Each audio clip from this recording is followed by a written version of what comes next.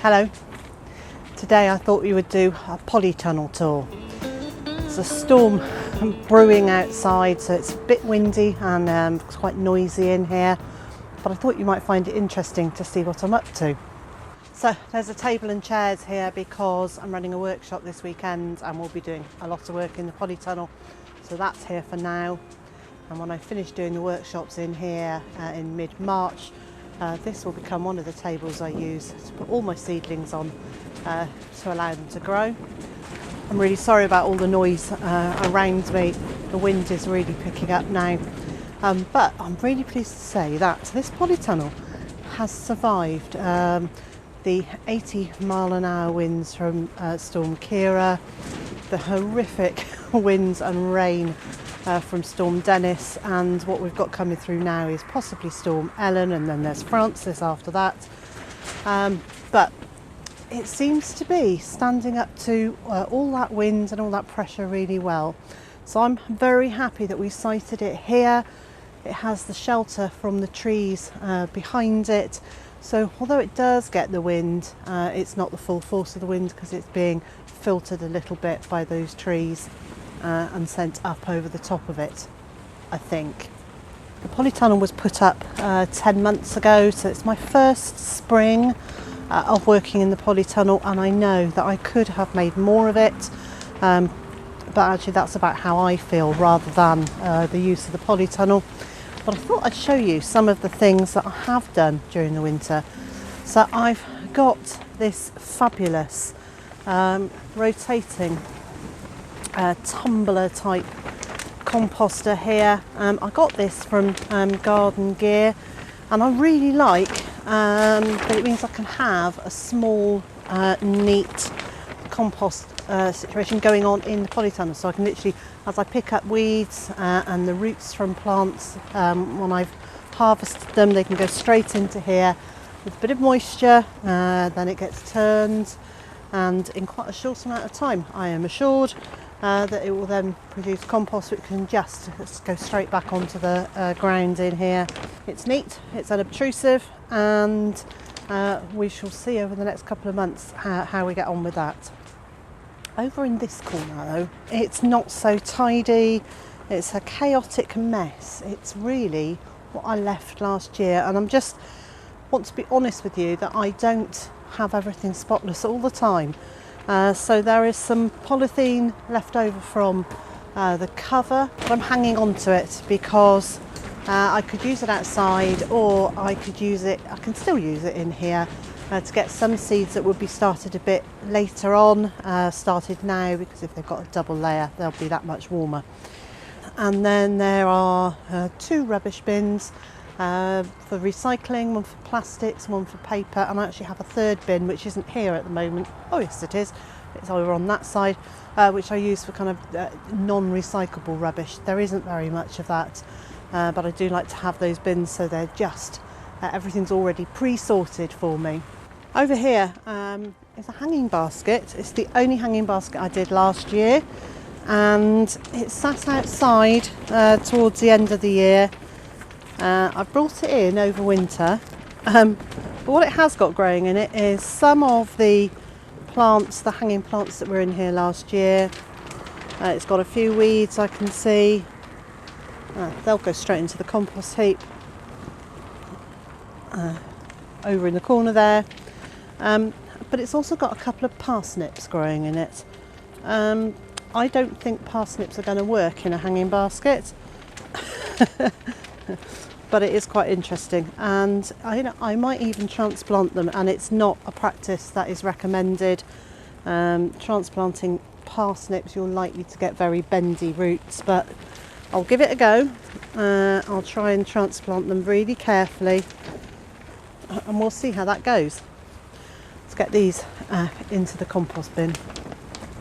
Down here we've got some salad leaves that I've grown over winter. So this is my mustard ruby streaks, which I talk about quite often. I really like this. It is at this time of year when the leaves have got really big, it is quite mustardy, quite peppery, but it's really adding some oomph to our salads. We've got baby beetroot, which I sowed at the very tail end of last year to overwinter in here, so I'm hoping we'll get a nice early crop from those, and failing that I will just crop the leaves, the young leaves, so I will have these in salads. And back here is a ruby beet from last year. It's just kept going right through the winter, so I've been able to harvest young leaves from this. Beautiful colour, they're really lovely in stir fries, so I've just kept that going. And further along there are a few corn salad, lamb's lettuce plants. There's only about 4 or 5 of them left now, and they will be gone in the next week or so. And on this side of the polytunnel, I've got 2 gutters hanging up. So this is guttering that I drilled holes into and filled with compost. This one's got peas in it. I've sown more peas in, and I'm using this for the shoots, the pea shoots. And this one is going to have strawberry plants in it. I'm going to transplant some of the runners, some of the young strawberry plants into here. And I'm going to see if by being in the polytunnel that will bring them on earlier, and that we'll just have strawberries a little bit earlier than if we have them outside. Below the peas, I've got some broccoli rabe. Now you can see it's gone to flower.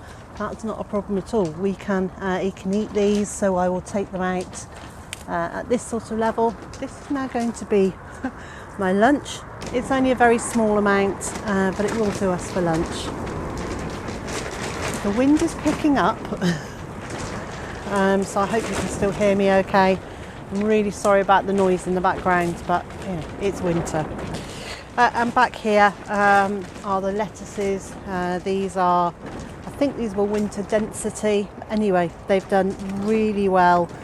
And if you want to see which varieties I sowed last year, you can get a full variety list by signing up for my newsletter.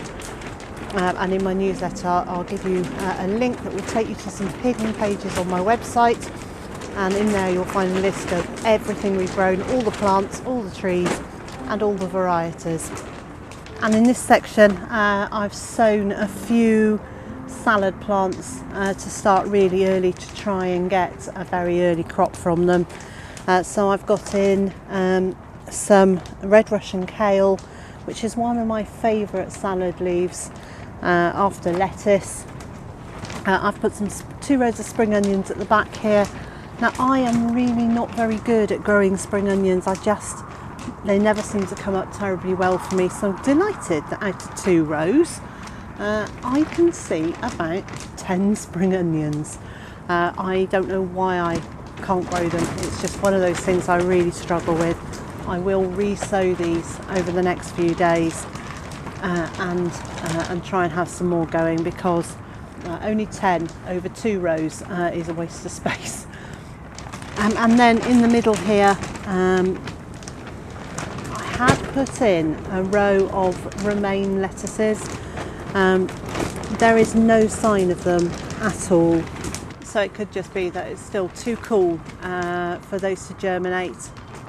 And over on this side, I've got my first tray of seedlings. Now I planted these on the 8th of February, again to try and get an early start under cover.